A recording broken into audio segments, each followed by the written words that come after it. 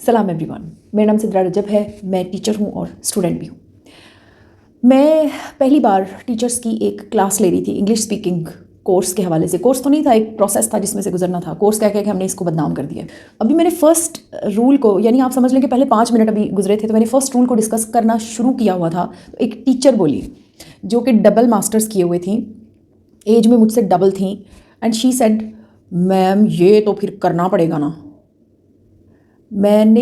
I didn't understand कि ये क्या है, ये क्या सवाल है, लेकिन आई रियलाइज्ड इट लेटर कि जब इंसान कमाने वाले ऑर्बिट में दाखिल हो जाता है ना, ये हाथ जब कमाने लगते हैं, तो वो सीखने वाली जो अपनी एक बॉक्स है ना, उसके ऊपर क्रॉस कर देता है।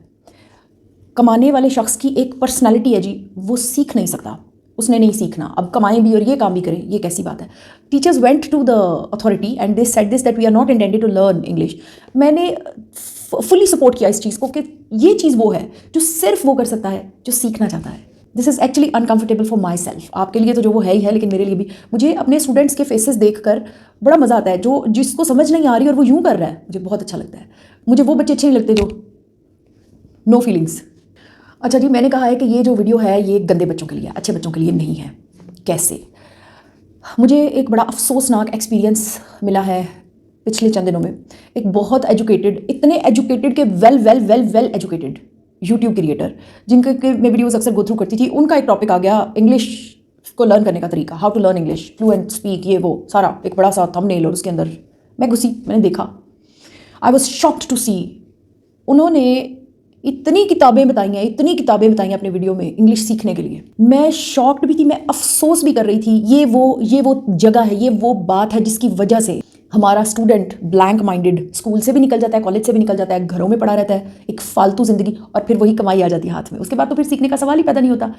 मैंने आज ये वीडियो सिर्फ उन बच्चों के लिए, उन लोगों के लिए, चाहे वो 50 साल, मेरी क्लास के अंदर मेरे प्रिंसिपल साहब भी थे जो कि बहुत बड़े थे एज में मुझसे, मेरे लिए तो वो भी बच्चे थे। सो ये वीडियो उन बच्चों के लिए है जो अच्छे बिल्कुल भी नहीं है। अच्छे बच्चे वो हैं जो वो लिस्ट ऑफ बुक्स को फॉलो करेंगे। मुझे एक बात समझ में नहीं आई कि एक बंदा जो इंग्लिश सीखना चाहता है वो इंग्लिश में लिखी हुई किताबों की लिस्ट को क्यों कर पड़ेगा?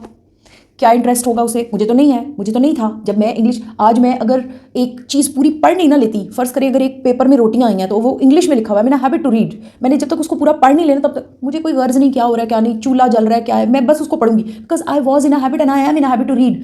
जो बच्चा रीड ही नहीं करता, जब मैं इस फेज़ में नहीं थी, मुझे रीडिंग का ज़रा बराबर शौक नहीं था। मुझे कोई 20 लाख रुपये भी देखे ये रीड करो, मैं क्यों करूँ भाई? वैसे 20 लाख वाली बात सोचने वाली है।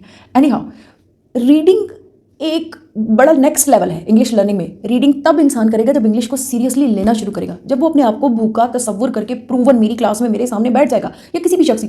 वो कौन सा बंदा है जो एक लिस्ट ऑफ बुक्स को फॉलो करेगा, फिर एक रूल्स की कॉपी बनाएगा, फिर उस पर रूल्स लिखेगा, फिर डेली उन रूल्स को फॉलो? अरे ऐसा नहीं होता। There should be some sort of entertainment in learning. एक रीइंफोर्समेंट होता है, एक इनाम होता है, एक रिवार्ड होता है, उसके बाद कहीं जाके हम कोई काम करना शुरू करते हैं। बहरहाल ये एक फरिश्ता सिफत कैटेगरी है बच्चों की, जो कि रटे मार लेते हैं, जो कि रूल्स बना के, टाइम टेबल्स बना के। मैं इससे ना तो मेरी समझ में ये बात आती है, ना मेरा स्टूडेंट ऐसा मुझे पसंद है, ना मैं ऐसा स्टूडेंट रहने देती हूँ। अगर कोई रटेबाज भी मेरे पास आए तो मैं इसको क्रिएटिव बना के छोड़ती हूँ। So back to the point, today I am going to talk about the easiest way to learn English. गंदे से गंदा बच्चा भी इंग्लिश लर्न कर लेगा। मैं बात करती हूँ मोटिवेशन में अपनी। तो मैं जनाब, स्कूलिंग चूँकि मेरी बड़ी अच्छी हो गई, इंग्लिश में हो गई। अब कॉलेज में गई तो ये ज़ुबान बोलती नहीं थी, सोचती थी, लिखता था, हाथ और दिमाग सोचता था, सब कुछ था। इंग्लिश मेरे अंदर पैदा हो चुकी थी, प्लांट्स ग्रो कर चुके थे, लेकिन कॉन्फिडेंस था कि आने ही नहीं लगता था, ज़ुबान पे नहीं आता था। रीज़न थी ना, सपोर्टिव कोई नहीं था, इर्द गिर्द कोई सपोर्टिव नहीं था। खैर, मुझे एक बड़े काबिल मेरे टीचर थे, उन्होंने सजेस्ट किया कि बेटा आप एक छोटा सा कोर्स, सिर्फ एक प्रोसीजर से गुजर जाओगी, आपके अंदर कॉन्फिडेंस आ जाएगा, आप जाओ क्लास लो। एवं किसी अच्छी सी एक उन्होंने अकेडमी रिकमेंड कर दी। मैं गई, मैं वहाँ पर जो टीचर थे उनके साथ बड़ी अच्छी एक बातचीत शुरू हुई। अच्छा, मुझे लगा कि वाह यार, मेरी तो लाइफ बन जाएगी। 1 मंथ, जस्ट 1 मंथ। उन्होंने कहा बेटा ये 4 वीक्स आपकी लाइफ बदल देंगे। मैंने कहा अच्छा। मैंने फटाफट एडमिशन करवाया। है क्या फ़ी की उन्होंने रिसेप्ट बनाई, इतने इतने बड़े सिग्नेचर्स किए, और जैसे ही मैंने उनको पैसे पकड़ा दिए और वो रिसेप्ट लेके अपने बैग में डाली, तो कहते हैं बेटा ये इंसान की जो फीलिंग्स होती हैं ना, फीलिंग्स। मैं वहाँ से भागी। शुक्र है कि मेरे साथ एक तगड़ी फ्रेंड थी जिसने पैसे भी वापस लिए, रिसेप्ट भी वापस, और ये सब कुछ भी। सर हम कल आपको फाइनल करके अपने फादर से पूछ के पहले आपकी फीलिंग्स डिलीवर करेंगे उन तक।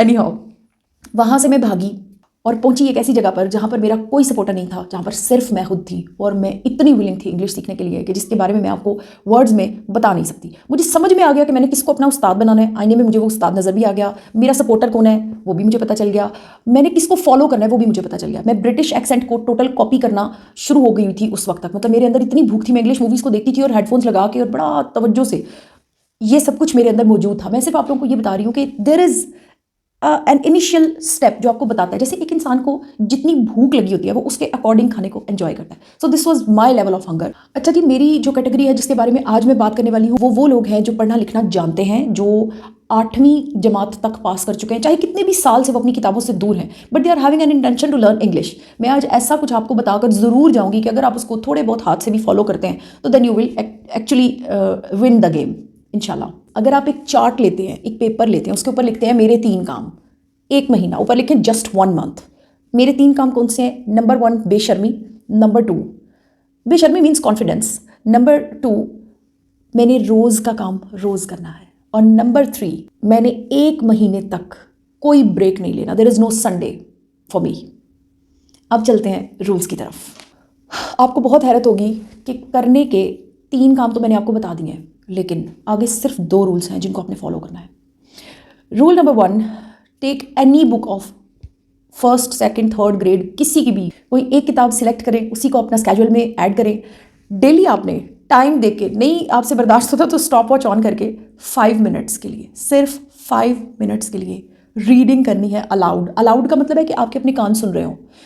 ये 5 मिनट करना है बस, उसके बाद उसे बंद करके साइड पे रख देना है। और जब ये काम आपने कर रहे हो ना तो you will not think of the meanings.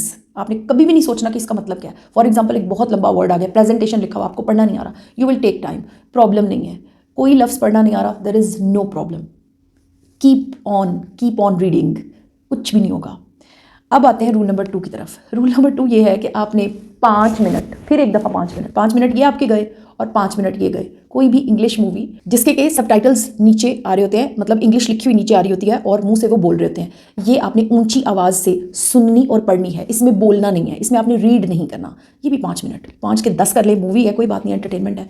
ये चीज़ आपकी लाइफ ना बदले तो आप मुझे पर्सनली कॉमेंट करके बताइएगा after 1 month, and I will actually feel sad for my self कि ये मैंने क्या आइडिया दे दिया।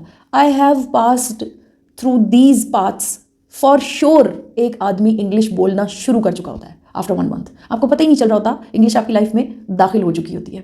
सो शॉर्टली एंड प्रिसाइजली 3 काम जो कि इसको करने से पहले के हैं। एक तो ये कि कॉन्फिडेंट होना है, शेमलेस होना है, बिल्कुल नहीं सोचना कि मुझे देख के कोई क्या सोच रहा है। दूसरा ये कि रोज़ का काम रोज़ करना है, और तीसरा ये कि पूरे 1 महीने तक नो ब्रेक।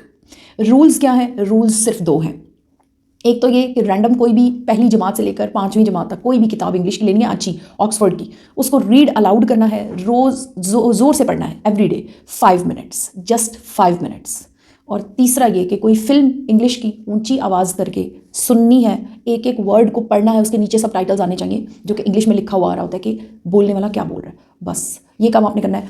ट्रस्ट मी, अगर आपने ये काम 1 महीना कर लिया, आपको इसका इतना ज़्यादा मजा आएगा कि आप इसको कैरी करेंगे, और 3 मंथ्स के बाद you will be a fluent English speaker. I guarantee you, if you honestly do this, I guarantee you that you will be a full fluent English speaker. हाँ, इसके अंदर कहीं पर भी ग्रामर नहीं आती, इसके अंदर कहीं पर भी ट्रेडिशनल रूल्स नहीं आते, लेकिन you will be a very good English speaker. और यकीन करें कि इंग्लिश स्पीकिंग का सबसे बड़ा जो फ्रूट है ना, वो तब आपको मिलता है जब आप 40 लोगों में बैठकर इंग्लिश बोलना शुरू कर देते हैं। This is actually related to your confidence level. Confidence है तो सब कुछ है।